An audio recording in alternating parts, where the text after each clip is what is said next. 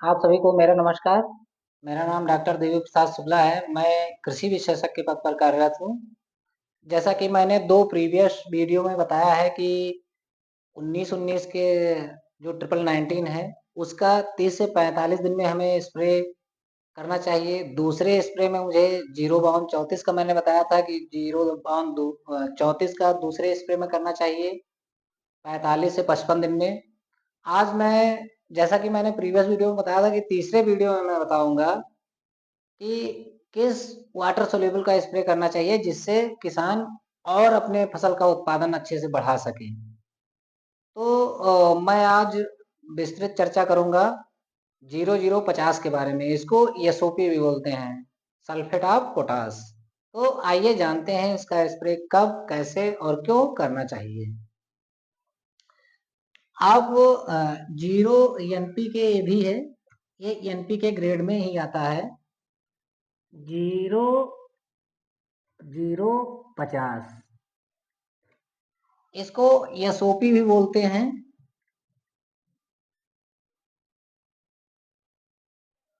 Sulphate of potash. ये बहुत ही अच्छा एनपीके ग्रेड का वाटर सोल्यूबल फर्टिलाइजर है और उसका उपयोग करने से फसल में बहुत अच्छी वृद्धि होती है। तो आते हैं, देखते हैं कि कब इसका करना चाहिए, हमें इसका स्प्रे कब करना है। हम देखते हैं, पहला स्प्रे मैंने जब किया 30 से 45 दिन में, दूसरा स्प्रे मैंने 55 से 60 दिन में, जो 55 से 60 या 45 से 60 दिन में मैं बीच में मैंने किया। जो तीसरा स्प्रे है इसका करना है मुझे 65 से 70 दिन पे, डेज आफ्टर सोइंग, बुआई के 65 से 70 दिन बाद हमें करना है। और क्यों करना है,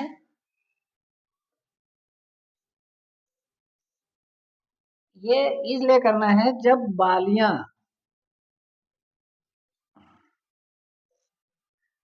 निकलने वाली होती हैं,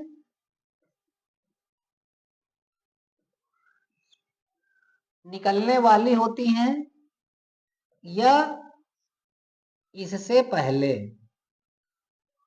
इससे थोड़ा पहले,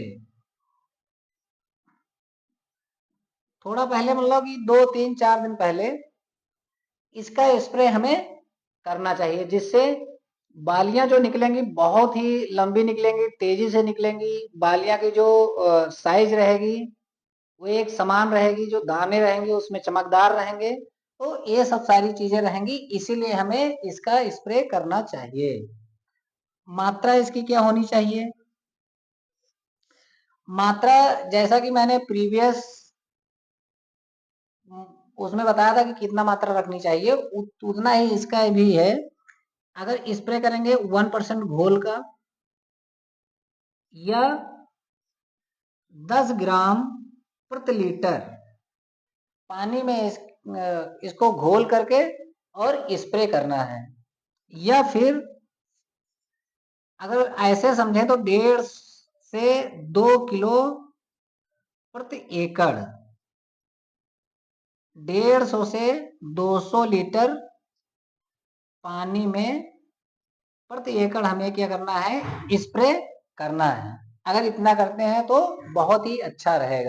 अगर हम फायदे की बात करते हैं, जो सल्फेट ऑफ पोटास है इसके फायदे की बात करते हैं, तो फायदे क्या होंगे इसके। बालियां जो होंगी, बालियां लंबी होंगी, बालियां लंबी होंगी, दाना चमकदार होगा, दाना चमकदार होगा, दाना स्वस्थ होगा, दाना स्वस्थ होगा। वो उत्पादन, उत्पादन में 15 से 25% तक वृद्धि होगी। जो पौधा बालियां मजबूत होंगी, बालियां मजबूत होंगी, बालियां मजबूत होंगी, रोग व सूखा सहन करने की सहन करने की क्षमता बढ़ेगी और बालियां एक समान निकलेंगी, बालियां एक समान निकलेंगी। और बहुत सारे इसके फायदे हैं। तो मैं इतना आपको फायदा बता रहा हूं कि सल्फेट ऑफ पोटाश का कितने फायदे हैं। सावधानियां क्या रखना चाहिए? सावधानियां में आप देखेंगे इसका उपयोग 1919 के साथ नहीं करना है। अगर यूरिया का अधिक उपयोग किए हों अगर, तो इसकी मात्रा को हमें कम करना है। यूरिया का अगर प्रयोग अधिक किए हों तो 0.34 00 50 का हमें कम करना है। इसके जो क्वांटिटी है, इसका जो डोज है, कम करना है हमें। 5 से 6 ग्राम पर लीटर ही रखना है। अगर कोई जार टेस्ट कर लें, अगर किसी भी कीटनाशक या फंजीसाइड का स्प्रे करना है तो उसके लिए हमें जार टेस्ट कर लेना चाहिए मिलाने से पहले। सुबह या शाम में करो, सुबह या शाम में स्प्रे इसका करना चाहिए। और क्योंकि स्प्रे हमें कब करना है? 65 से 70 दिन बुआई करने के बाद। तो उसमें क्या करना है हमें? अगर हम 1.5 से 1 से 1.5 ग्राम प्रति लीटर बोरान का अगर इसमें हम मिला लेते हैं तो बहुत ही ज्यादा उत्पादन बढ़ जाएगा। क्यों? हमारे रिप्रोडक्शन में जो परागकण है, फूल आएंगे, फल आएंगे, तो उसमें उसको झड़ने नहीं देगा और बढ़ोतरी में क्या करेगा? विकास में बहुत ही ज्यादा सहायता करेगा ये। और अगर जब फूल नहीं झड़ेगा तो दाना अच्छा बनेगा, दाना अच्छा बनेगा तो उसकी चमक भी अच्छी रहेगी और बालियां भरेंगी बहुत अच्छे से, तो उत्पादन में और ज्यादा बढ़ोतरी हो जाएगी। तो इसके साथ हम स्प्रे कर सकते हैं, लेकिन ये ध्यान रहे सावधानी में बोरान की मात्रा ज्यादा नहीं होनी चाहिए, क्योंकि ये सूक्ष्म पोषक तत्व है और इसकी मात्रा ज्यादा होने से जहर बन सकता है, जहरीला हो सकता है, पौधा हमारा सूख सकता है। तो आप लोगों को संभवतः ये लेक्चर पसंद आया होगा। और दूसरी बात हम देखे हैं, मेजॉरिटी ऑफ द फार्मर 95% से अधिक फार्मर जो हमारे हैं गेहूं में लाल पोटाश का उपयोग नहीं करते, जिसे हम म्यूरेट ऑफ पोटाश कहते हैं, एमओपी कहते हैं।